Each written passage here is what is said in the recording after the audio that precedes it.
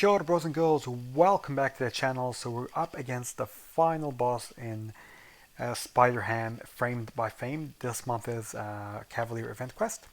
And so we're Chapter 3, Map 2, and we're going to jump in against Spider-Ham. This is the team that I'm taking. Mainly is going to be Science because the path has Diss Track and Scientific Exploit, so it actually rewards sciences.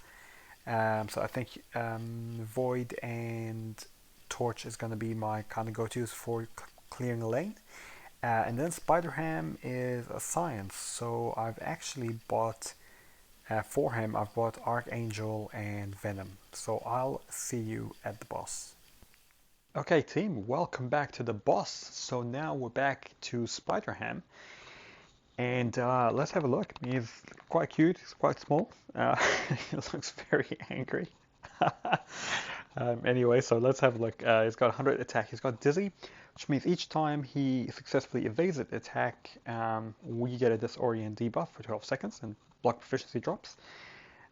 Failure to launch, whenever he fails to evade because we have True Strike or True Accuracy, he gains 30% of a bar power, which is not so bad. Skill attackers don't trigger this, so Killmonger could be a good option here. Spectre of Ailment means regen rate is reduced by 50, and whenever he gets to 1 bar power, he gets indestructible. So if we have a look at his abilities, whenever he evades, he puts a Porker Popper. I don't know what that is.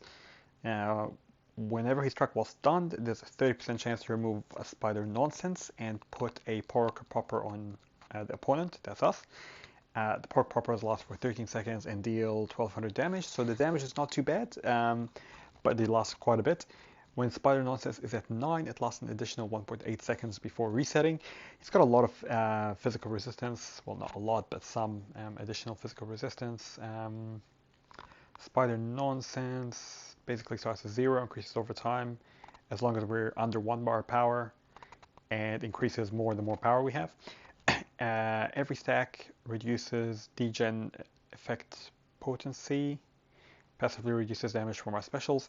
When it's at 6 or more, he has a 35% chance to evade, and that will not trigger while blocking. When it's at 10, he will not gain any for 6.5 seconds, then it resets back to 0. So Spider Nonsense is kind of a mechanic. Heavies remove 2 Spider Nonsense. Medium attacks have a 50% chance to put that Porker Popper on you, dealing 2000 damage when you activate special. So it's kind of like a power sting, really. The chance is increased by 25% flat if the opponent is stunned or Spider-Ham is unblockable. Dash back and hold gives him 100% chance to evade, even when blocking. When he evades, he becomes unblockable for a short time and taunts you for about 7 seconds, reducing your attack rating and your specials. So the Porker Popper's any power sting debuff on the opponent's automatically upgraded into blah blah blah blah blah.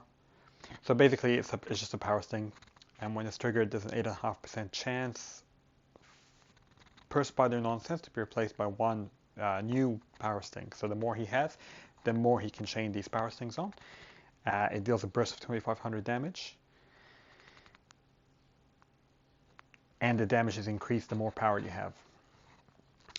So the special 1 pauses that and taunts you. The special 2 makes him unblockable and taunts you and sets the Spider Nonsense to max and places 3 power stings on you. And the special attack, does a lot, 15 power stings. So basically, he's like a power sting Spider-Man, if you think about it that way, with a ton of evade. So what we're going to do is we're going to start off with my favorite utility, which is Archangel. So what we're going to do here is we're just going to go for heavies and parry. So he's not bleed or poison immune, and I always say, if they're not bleed or poison immune, then Archangel is your best bet and biggest DPS. So that's kind of why I brought him here. Also with that evade and the pacify mastery, it just means that he has less chance of evading and doing all his shenanigans. So I really shouldn't push him to his SP2, but I guess I'm going to just to have a look at it.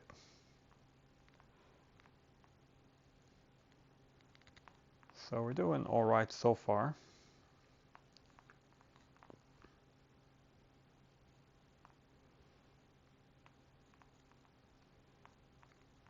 All right, that's interesting. So it's a lot of pie in the face. I'm gonna have to slow that down actually, and we're gonna have to figure out what that's supposed to be. But let's check out the SP1, which is a lot easier to evade. So I think we're probably gonna go for that. Oh, that's pretty cool. That's very cool. So Archangel does a good first job anyway. We haven't seen this guy before, so he doesn't actually seem that bad. We're going to bring in Venom, and Venom is only rank 4, but he can't evade Venom because Venom has True Strike against all Spider-Verse heroes. So we're just going to get in, and maybe we're going to stick to just evading that SP1 because the SP2 with that pie stuff, we did take a bit of a hit. And we took a lot of power stings, and even though we didn't really throw the SP2, we still took a ton of damage. I guess from the pork poppers pie, whatever that thing is. And all right, so we're gonna evade that. So yeah, the SP1 is really, really easy to evade with that timing. And Venom is making this quite a breathe, but we're just gonna cycle through the SP1. He's gonna swing. And as soon as he gets up in the air, you know exactly what's coming next. So that is pretty cool. So yeah, that's actually not too bad.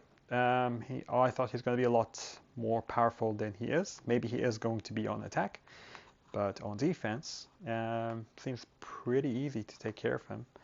Just gonna get rid of Indestructible.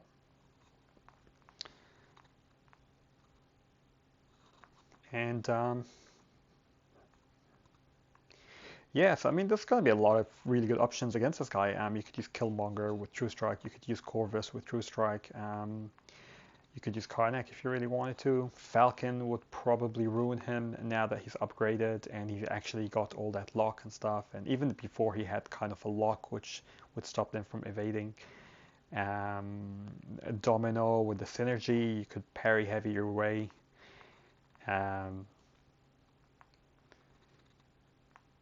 So yeah, a lot of options against this guy.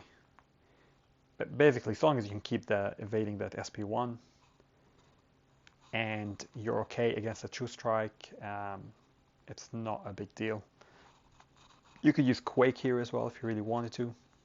You could use Emma Frost as well with her telepath. So yeah, like I say, a lot of options against this guy. It's actually, this quest is a lot easier than last month's quest. Probably because it's Christmas, or coming up to Christmas times, and Kabam are feeling quite festive. But that, my friends, is how you deal with this guy. So he's pretty easy. Hopefully this helps you guys. If it did, do like, subscribe, or leave a comment, and share it with your friends in your alliance. And so yeah, this is completion of Cavalier event quest, and I'll see you in the next one. Ka kite ano, bros and girls.